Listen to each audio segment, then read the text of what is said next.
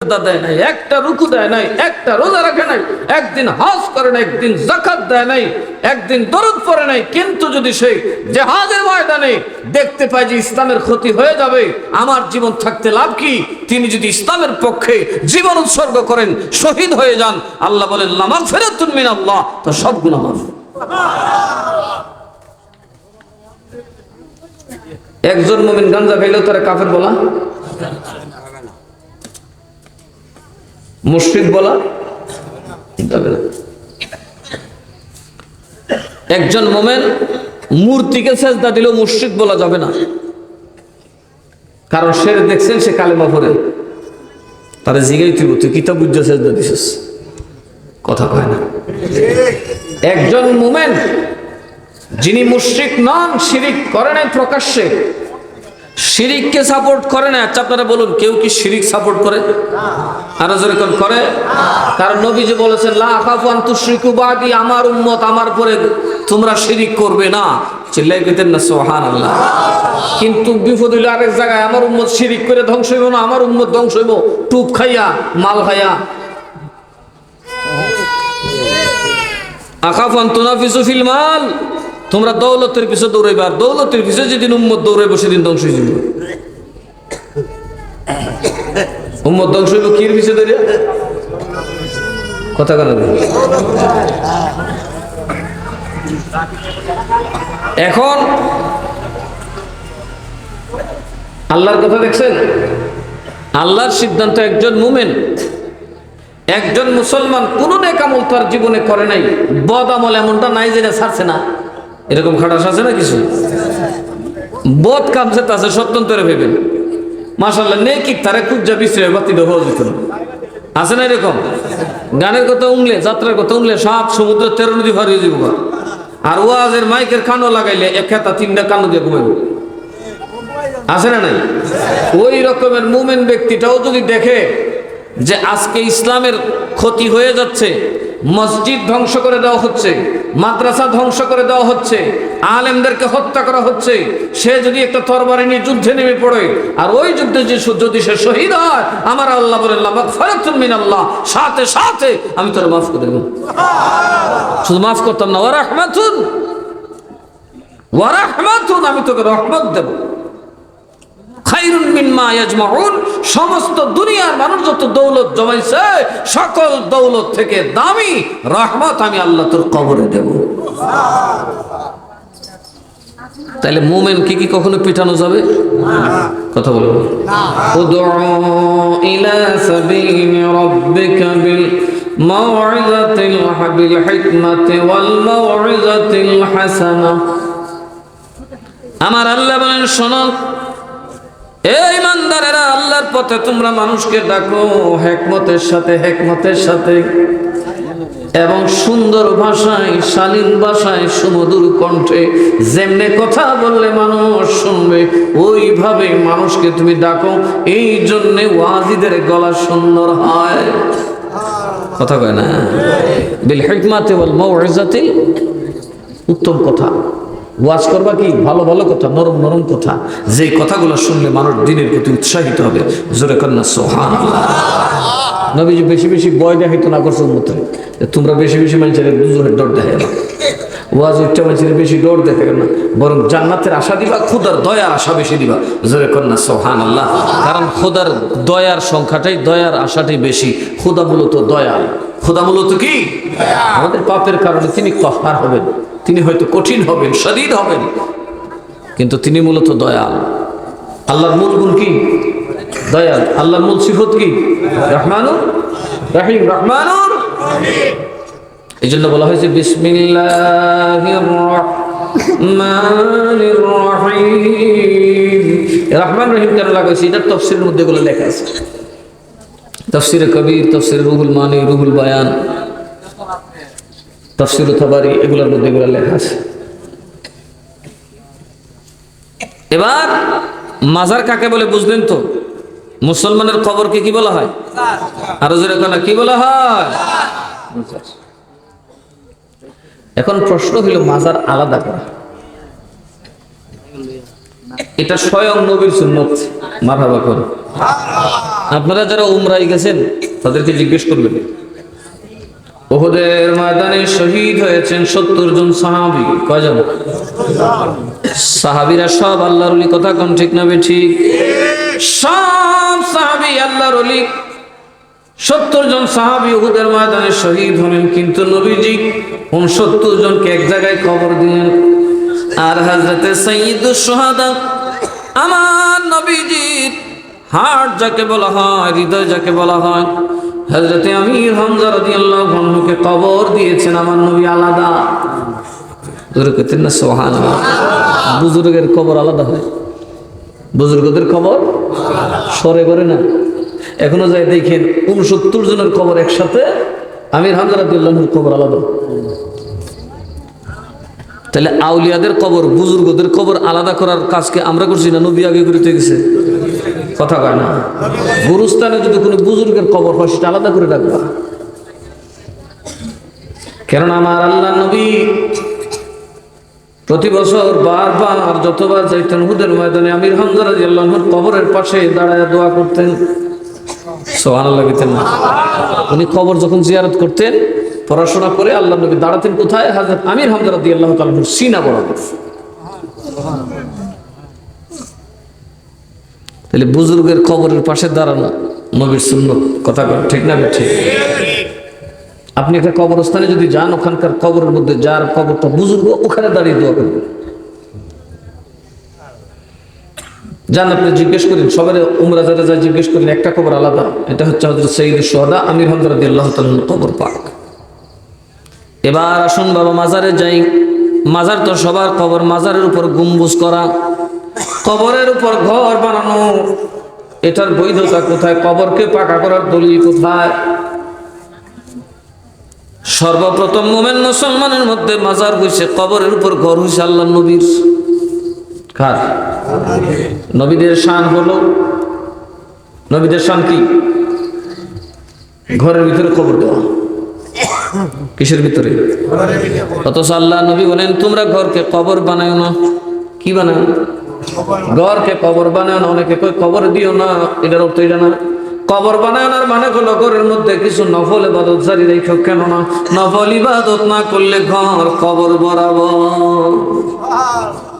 কই ডাকনে কই লাগাই দিছে আমার আল্লাহ নবীর কবর পাক।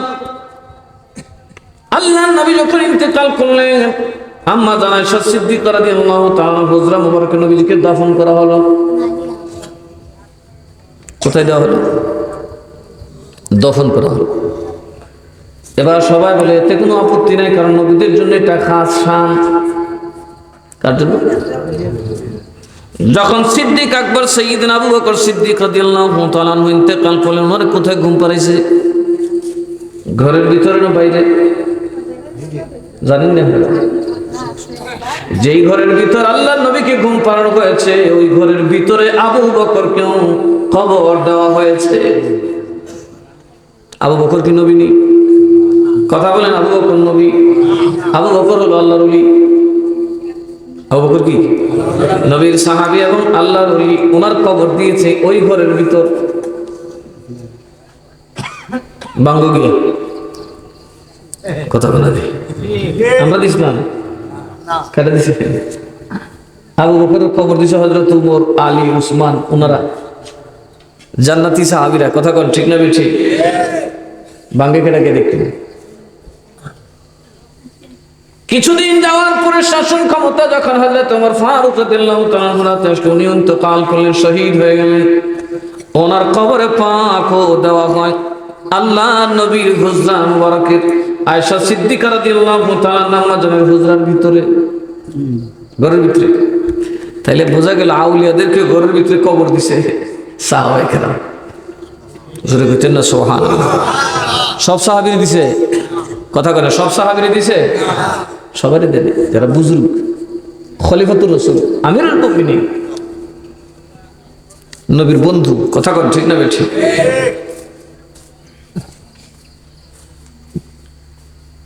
এবার হযরত ওসমান গনি রাদিয়াল্লাহু তাআলা যখন শহীদ হয়ে গেলেন, ওনাকে কবর দেওয়া হলো জান্নাতুল বাকিতে, যেখানে 10 থেকে 20,000 সাহাবীর কবর আছে। 10 থেকে 20,000 সাহাবীর কবর কোথায়? জান্নাতুল বাকির মধ্যে। বাবা, সব কবর সমান, সব কবর সমান। কিন্তু হযরত ওসমান গনি রাদিয়াল্লাহু তাআলা আনহু কবর দেওয়ার পর ওই কবরে ইমারত বানাইছে আমির মুআবিয়া রাদিয়াল্লাহু আনহু। ওনার সময় হাজার হাজার সাহাবী জীবিত। কথা বলেন না। বাইরে দেওয়ার পরে উনি বলছেন নো, সব একরকম হবে না, ওসমান গনির কবরের উপর মাজার হবে। নবীজির 2 ছেলের কবর, 3 ছেলের কবর যেখানে দেওয়া হয়েছে, সব কটা কবর নবীজি আলাদা করে রেখেছিলেন। সুবহানাল্লাহ বলতেন না? এই কবরগুলো তার কাউকে নবী কবর দিতে দেয় নাই। এখনো কবর দেওয়া হয় না, দেখেন মদিনা গেলে ভেঙে ফেলছে, তারপরে গোড়াটা আলাদা। এখানে কেউ কবর দেয়, আরো যারা এখানে কবর দেয়, এই কবর কেউ নিশ্চিহ্ন করতে পারে? কারণ বুজুর্গদের কবর নিশ্চিহ্ন করার পক্ষে নবী নয়। প্রশ্ন হলো ঘর উঠানো, সে তো রাসূল নিজেই প্রমাণ দিয়ে দিলেন। আমি আমার আবু বকর উমরকে নিয়ে আমার বিবির হুজরার ভিতরে ঘুমাইছি, জোরে কন্যা সুবহানাল্লাহ। আসলে তাবেঈদের যুগ, তাবেঈদের যুগ, বানানো হলো গম্বুজ। কি বানাইছে? আবু বকর উমরের বাইর করে না ভিতরে ঢুকাইয়া, কথা কয় না। হযরত ঈসা রুহুল্লাহ যখন আসবেন আল্লাহ নবীর উম্মত হয়ে, তারে কই দাফন করব? এই গম্বুজের নিচে। তাইলে বোঝা গেল বাবা, আউলিয়াদের শান হলো গম্বুজের নিচে ঘুমানো। ভাঙা সাহাবীর কাজ নয়, গড়া সাহাবীর কাজ। আল্লাহর নবীর কবরে পাকের উপর, আল্লাহর নবীর মাজারে পাকের উপর, আউলিয়াদের মাজারে পাকের উপর গম্বুজ বানাইছে, ঘর বানাইছে নবীর সাহাবায়ে কেরাম। কথা কয় না? খালি বানায় না, 2 জন রাইসুল মুমিনিন আমিরুল মুমিনিনকে কবর দেওয়া হয়েছে রাসূলের সাথে আম্মা জানের হুজরা শরীফের ভিতরে। সুবহানাল্লাহ। এখন বুঝি বেদাত বাড়িছে। সাহাবীরা বেদাত কইছে না? বেদাত কো কেডা? সাহাবীরা। এলিগার দল আমরা নাই। কথা কন ঠিক না? বেঠিক। এইভাবে বাবা দেখা গেল বুজুর্গদের কবরে কেউ হাত দেয় না। আম্মা জান খাদিজাতুল কুবরা রাদিয়াল্লাহু তাআলা আনহাকে যেখানে কবর দেওয়া হয়েছে ভাঙা হয় নাই, এটাকেও চিহ্ন দিয়ে নবী নিজে রেখেছেন। কেননা খাদিজার কবরে কিয়ামত পর্যন্ত আর কারো কবর দেওয়া হবে না। সুবহানাল্লাহ। খাদিজার কবর আর কারো কবর দেওয়া হবে না। এমনকি যে কবর ভাঙার পক্ষে ইবনু তাইমিয়ার কবরটাও ফাঁকা। কবরটা কি ফাঁকা, ছোট্ট একটা ওয়াল দেওয়া। নিশ্চিহ্ন করার কোন দলিল ইসলামে, ভেঙে ফেলো, সমান করো, ফিনিশ করে দাও আউলিয়াদের কবর, এর কোন দলিল জগতে নাই। এটা ইসলাম বিরোধী কাজ। এবার আসুন বাবা, 4 মাযহাবের ইমাম, 4 মাযহাবের 4 জনের কবর পাকা, উপরে গম্বুজ আছে না নাই? 4 ইমামের কবর পাকা এবং মাজার আছে। হাদিসের 6 ইমাম, শিয়া সিত্তার ইমাম, যত হাদিসের ইমাম, যত তাফসীরের ইমাম, সকলের কবর এখনো পাকা এবং সবার কবরের উপর মাজার তথা গম্বুজ আছে। সবার মাজারের উপর গম্বুজ বানানো। এমনকি গাউসুল আজম আব্দুল কাদের জিলানীর কবরের উপর গম্বুজ বানানো 1000 বছর আগে আমি বানাইছিলাম। কথা বলেন। খাজা গরিব নওয়াজের কবর শরীফ গম্বুজ আছে না নাই? ওই আল্লাহর নবী শুরু থেকে এই পর্যন্ত, আব্দুল্লাহ নজদির আবির্ভাবের আগ পর্যন্ত মুসলমান আল্লাহর ওলির কবরে গেলাপ দেওয়া ছিল উম্মতে মুহাম্মদীর ইজমা। উম্মতে মুহাম্মদীর ইজমা, এর বিরোধিতায় কোনো আলেম কিতাব লেখেন নাই। আউলিয়াদের কবরে গিলাফের বিরুদ্ধে কোনো আলেম কিতাব লিখেন নাই। এবার আসুন, আল্লাহর নবীর মাজার আছে না নাই? কথা কন আছে না নাই? আমরা একদল ভাই ফতোয়া দেয় মাজারে যাওয়া শিরিক, আর আমার আল্লাহ কয় মাজারে না গেলে তোর আর উপায় নাই। কার উপায় নেই? আমরা উপায় দেখেন কেমনি বুঝছেন, মাজারে না যায় উপায় নাই, মাজারে আপনাকে যাইতেই হবে যদি গুনাহ মাফ করাইতে হয়। কারো মাজারে যান বা না যান, আমার আল্লাহ আমার নবীর মাজারে তোর আসতেই হবে রে বান্দা, নইলে তুমি গুনাহ মাফ পাইছো গ্যারান্টি পাইবা না।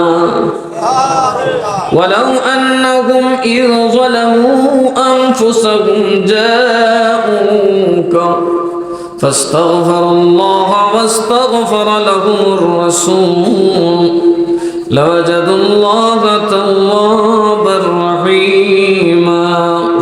সুবহানাল্লাহ। এরপরে যে হাদিস আমি পড়ছি, নবী কয় লা ইউনজি আহাদুম মিনকুম আমালুহু, ওরে আমার সাহাবী, তোমাদের কারো আমল তোমাদেরকে নাজাত দিবে না।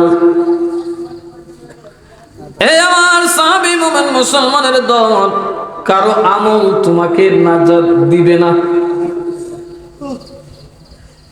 আমল নাজাত, কথা বলে না, আমল নাজাত দিবে না। আমলে যদি নাজাত না দেয় তাহলে কি দিব?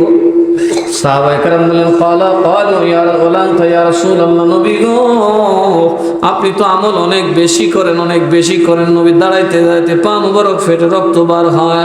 নবী গো আপনি কেন আমল করেন? তাহলে কি আপনার আমলও আপনাকে নিষ্কৃতি দিবে না, নাজাত দিবে না? কয় ওয়ালা আনা, আমার আমলও আমাকে নাজাত দিতে পারবে না, দিবেও না। এই ইমানদার এই বিশ্বাস করেও না নামাজ দিয়ে তুমি পার হয়ে যাবে, নামাজে তুমি জান্নাত পাবে। রোজাদার তুমি কথা ভাইবো না, রোজা রাখছো তুমি জান্নাত পাবে। ও তসবিহ করি না, তসবিহ করছো জান্নাত হবে, এই ধরনের ধারণা করো না। কেন না? কারণ কামল তাকে নাজাত দিতে পারবে না। বলে নাজাত কে দিবে? আইয়াতাগাম্মাদানি আল্লাহু বিরহমাতি, যদি আল্লাহর রহমত তোমারে বেষ্টন করে দেয়, তোমার আমলে গ্রহণ করে, তবেই তুমি নাজাত প্রাপ্ত হবে। নেক আমলে যদি নাজাত পাই, তোর ইবলিস তো বাবা শয়তান হওয়ার কথা ছিল না। ইবলিস কি নেক আমল 1-2 দিন করছে? 9.5 লক্ষ বছর ইবাদত করছে, 9.5 লক্ষ বছর নেক আমল করছে, তার নাম হয়েছে শয়তান। এই জন্য বাবা নামাজ পড়া বলতে পারেন না আপনি বেহেশতে যাবেন। নামাজ বাঁচাবে না, রোজা বাঁচাবে না, বাঁচাবে খোদার দয়া। কথা বলে না, রাহমাত, খোদার রহমত আপনাকে বাঁচাবে। কে বাঁচাবে? আর জোরে কোনা, কে বাঁচাবে? রহমত। এখন প্রশ্ন, রহমত খুঁজুন লাগবে তো, রহমত কই? বুল্লার বাজারে গেলে রহমত পাওয়া যাবে না 200 শের,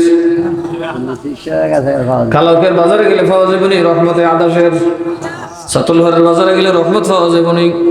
আমার আল্লাহ বলেন ওয়া মা আরসালনাকা ইল্লা রাহমাতাল লিল আলামিন। বুল্লাবাসীর রহমত আমার আল্লাহ, শালদিগাবাসীর রহমত আমার নবী, বুল্লার বাজারের রহমত আমার নবী, হবিগঞ্জ শহরের রহমত নবী, সিলেট শহরের রহমত আমার নবী, ঢাকা শহরের রহমত আমার নবী, চট্টগ্রাম শহরের রহমত আমার নবী, ব্রাহ্মণবাড়িয়া জেলার রহমত আমার নবী, কিশোরগঞ্জ জেলার রহমত আমার নবী, ভারতের রহমত আমার নবী, পাকিস্তানের রহমত আমার নবী, সমস্ত দুনিয়ার রহমত আমার নবী, 7 মহাদেশ 5 মহাসাগরের রহমত আমার নবী, কবরের জগতে বরজখের রহমত আমার নবী, আলমে আরওয়াহ রূহের জগতের রহমত আমার নবী, আসমানের রহমত আমার নবী, জমিনের রহমত আমার নবী, তামাম গ্রহের রহমত নবী, উপগ্রহের রহমত নবী, সাগর মহাসাগর উপসাগর সবগুলা রহমতের নাম মুহাম্মাদুর রাসূলুল্লাহ সাল্লাল্লাহু আলাইহি ওয়াসাল্লাম। এই হলো রাহমাতুল লিল আলামিনের অর্থ কই দিলাম। আকাশে বাতাসে যেখানে যাবে সেখানে রহমত আমার নবী। আল্লাহ গো এবার রহমত পাবো কোথায়? আল্লাহ কয় রহমত হলো আমার নবী, হইল রহমতের হেডকোয়ার্টার। কথা কেন? সুতরাং রহমত যদি তোর নসিব হয়, তোর সব গুনাহ মাফ হবে। যেমন আল্লাহ পাক বলেন, শোনো, কোন আমার বান্দা গুনাহ করবে, নামাজ পড়লে আমি মাফ করবো না, তওবা করলে কবুল করবো না, এমনকি আমার খানায় কাবায় আসলেও ক্ষমা করা হবে না, এমনকি আমার হাজরে আসওয়াদে দইরা তওবা সুমা দিলেও গুনাহ মাফ হবে না। বাবা হজে যায় দেখছি অনেক মানুষ যাতাযাতি করে হাজরে আসওয়াদে সুমা দেওয়ার জন্য। হাইরে যাতা, আমি হাসি, একজনকে আপনি আসুন করে আমি আসতেছি, আর গুনাহ বুঝছে তো সুমাটা দিতেছে। হাজরে আসওয়াদে চুমা দিলে সবার গুনাহ মাফ হয় না, হাজরে আসওয়াদে চুমা দিলে সবার গুনাহ মাফ হয় না বাবা। কারো কারো এমন আছে বাবা হাজরা আসওয়াদ সুমা দেওয়ার কারণে রেকর্ড হয়ে গেছে তুমি যে সুদকুর। আগে হাজরা আসওয়াদ জানতো না, এবার তোমারে জানছে। কাল কিয়ামতের দিন হাজিদেরকে যখন আল্লাহ তাআলা বিচার করবেন, আল্লাহ বলবেন হাজিরে বড় কষ্ট করে বহু দূর থেকে বাড়ি ঘর ছেড়ে আমার বাড়িতে আসছো হজ করার জন্য। আমি আল্লাহর ঘর তাওয়াফ করেছ, তোমার হজ হয়েছে, এটা সাক্ষী তো আমি দিব না, তুমি তো একজন সোমা দিসলা। ওই সোমাওয়ালা বলবে কার হজ কবুল আর কার হজ কবুল হয় নাই। সোমাওয়ালার নাম কি? কালো পাথর হাজরে আসওয়াদ। আল্লাহ তাআলা কিয়ামতের দিন হাজরে আসওয়াদকে জবান খুলে দেবেন। হাজি দাঁড়াবে, আমার আল্লাহ বলবেন ও আসওয়াদ পাথর, তোমারে সোমা দিয়ে তো শুরু করছিল, অথবা ইসলাম করে শুরু করছিল, রেকর্ড হয়েছে নি হয়েছে। তার নাম জানো কয় জানি, এর নাম অমুকের বাপের নাম অমুক, ওর বাড়ি অমুক জায়গায়, গ্রাম অমুক জায়গায়, উপজেলা অমুক জায়গায়, পোস্ট অফিস অমুক জায়গায়, সব বইলা বলবে আল্লাহ তার হজ কবুল হয় নাই। হাজি কবে তুমি জানো কেমনে? তোর মুখ থেকে সুদের গন্ধ হয়েছি। রব্বুল আলামিন তদন্তের ফেরেশতা লাগায় দেখো এ সুদ করছিল, এটা হালাল খায় আসে নাই, সুদের ব্যবসা করে সুদের কারবার করে আমার সোমা দিছে রে আল্লাহ, আর আমি তার সুদের সোম্মা ধরে রাখছি। আজকে সাক্ষী দিলাম উনি সুদখোর, হারাম খায়া হজ করলে হয় না। তাহলে সুদ খুঁজ যাইতো কই? আমার আল্লাহ বলেন ও দুনিয়ার মানুষ, যখন ঘুষখোরকে ডাকা হবে, ওই হাজরা সব বলবে আল্লাহ তার হজ হয় না, এটা ঘুষের টাকা লই আইছে, আল্লাহ এটা অফিসে চাকরি করে মাইরা দিয়ে আইছে। আল্লাহ জানে সরকারি চাকরিজীবীরা রজগুনি, পেনশনের টাকাটা পুরোটাই সুদ। কথা কয় না, পুরোটা কি? আমার বাবার ভাইয়ের আল্লাহর ফেরেশতা আল্লাহর এই পাথর ডেকে ডেকে বলবেন আল্লাহ তার হজ হয় নাই। আল্লাহ এই দোকানি বাটপারের পয়সা দিয়ে হজ করতে আছে, আল্লাহ তারটা হয় নাই। এ হইল মানুষের খেল খেত করেন না, আই করেন না, জালিম, তার হজ হবে না। আল্লাহ এর হালাল, এর রোজগার হালাল না। তাহলে সুমা দিয়ে লাভ হইল না, আরো বড় বিপদ হইল। কথা কেন? হ্যাঁ, সুদ করবে যে যাও হজ করতা, বিপদ কিনা তো যাবে। আমার আল্লাহর দরবারে খানায়ে কাবায় দোয়া করলে সওয়াব পাবেন, কিন্তু গুনাহ মাফ হবে না বাবা। কিন্তু আমার আল্লাহ বলেন হাবিব আমার আসমান জমিনে যার জন্য কোনো ক্ষমা নাই, ওই পাপী উম্মত গুনাহগার যদি আপনি নবীর বাড়িতে আসে, আপনার কাছে সুবহানাল্লাহ না, মদিনায় আসলে হবে না। কারণ আল্লাহ জানে রে অনেক নবীর দুশমন থাকবে, মদিনায় সফরে যাবে, নবীর রওজায় যাবে না। কথা কয় না, এরা মদিনার মার্কেটে যাবে, রওজা জিয়ারতকে শিরিক বলবে। যেন আল্লাহ বলেন জাউকা, ওরা আপনি নবীর কাছে আসতে হবে। এ আমার উম্মত, আপনার উম্মত যদি গুনার পাহাড়ে ডুবে যায় আর আপনি নবীর কাছে আসে আর আমার কাছে মাফ চাই, ফাস্তাগফিরুল্লাহ, আল্লাহর কাছে মাফ চাই, কই বলে মাফ চাইতে কইছে? নবীর সামনে। কার সামনে? নবীর সামনে। কিন্তু খালি মাফ চাইলেই হবে না, ওয়াস্তাগফার লাহুমুর রাসূল, আমার রাসূল তার পক্ষ থেকে আমার কাছে মাফ চাইতে হবে। এই জন্যই মোমেন ভাইরা বলি, জীবনে কোনোদিন নবীর শানে বেয়াদবি করো না। কারণ নবীর শানে যে ব্যক্তি বেয়াদবি করে, আমার নবী তারে পছন্দ করে না। নবী সাহাবীর আদর্শের বাইরে যায় না রে, নবী সাহাবীর আদর্শের বাইরে গেলে নবীর কষ্ট হয়। এই জন্য যদি গুনাহ মাফ করাইয়া তুমি নবীর কাছে যাও, নবী দোয়া করা লাগবো।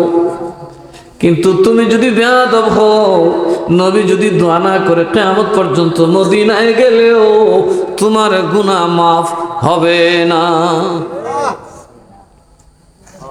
কি মনে করছেন নবীরে? এই জন্য বেশি বেশি দরুদ পড়বেন, বেশি বেশি। কথা কয় না, দরুদ কম হবে না বেশি হবে? আল্লাহুম্মা সাল্লি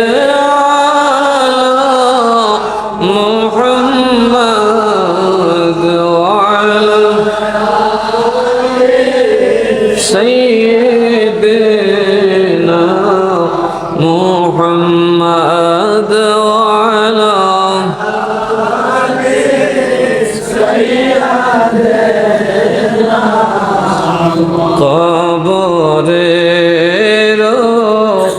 আজব যদি কেউ দেখিত কবরের আজব যদি দেখিত ঘর বাড়ি ছাড়িয়া পাগল হইত ঘর বাড়ি ছাড়িয়া পাগল হইত আল্লাহুম্মা সাল্লি